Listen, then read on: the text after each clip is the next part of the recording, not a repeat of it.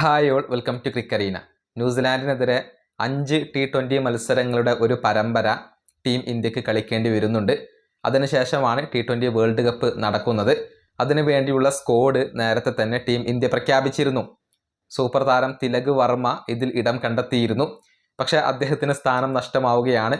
പരിക്കാണ് villain. ഒരു അടിയന്തര സർജറിക്ക് അദ്ദേഹത്തിന് ഇപ്പോൾ വിധേയനാവേണ്ടി വന്നിട്ടുണ്ട്. അതുകൊണ്ട് തന്നെ ന്യൂസിലാൻഡിനെതിരെയുള്ള T20 പരമ്പര അദ്ദേഹത്തിന് നഷ്ടമാകും. അദ്ദേഹത്തിൻ്റെ പകരം ആര് വരും? ഇതുമായി ബന്ധപ്പെട്ടുകൊണ്ടുള്ള ഒരുപാട് റൂമറുകളും റിപ്പോർട്ടുകളും ഇപ്പോൾ പുറത്തേക്ക് വരുന്നുണ്ട്. പ്രധാനമായും 5 ഓപ്ഷനുകളാണ് ഇപ്പോൾ ടീം ഇന്ത്യക്ക് മുന്നിൽ ഉള്ളത്. ഒന്നാമത്തേത് ശ്രേയസ് അയ്യർ തന്നെയാണ്. കൂടാതെ ഋതുരാജ് ഗൈക്വാദ്, യശസ്വി ജയ്സ്വാൾ, ശുഭ്മാൻ ഗിൽ, ധ്രുവ് ജൂറൽ, നിതീഷ് കുമാർ റെഡ്ഡി എന്നിവരൊക്കെ ഓപ്ഷനുകളായിക്കൊണ്ട് ഇപ്പോൾ കടന്നു വരുന്നുണ്ട്.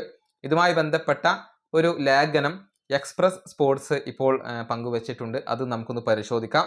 അതായത് ന്യൂസിലാൻഡിനെതിരെയുള്ള സീരീസ് അദ്ദേഹത്തിന് നഷ്ടമായേക്കും. വേൾഡ് കപ്പിലെ ചില മത്സരങ്ങളും അദ്ദേഹത്തിന് നഷ്ടമായേക്കും എന്നാണ് അറിയാൻ സാധിക്കുന്നത്. മിക്കവാറും അദ്ദേഹത്തിൻ്റെ പകരമായിക്കൊണ്ട് ശ്രേയസ് അയ്യർ ആയിരിക്കും വരിക. ഇനി ശുഭ്മാൻ ഗില്ലിനെ തിരികെ കൊണ്ടുവരാൻ സെലക്ടർമാർ ഇപ്പോൾ ഉദ്ദേശിക്കുന്നില്ല എന്നാണ് അറിയാൻ സാധിക്കുന്നത്.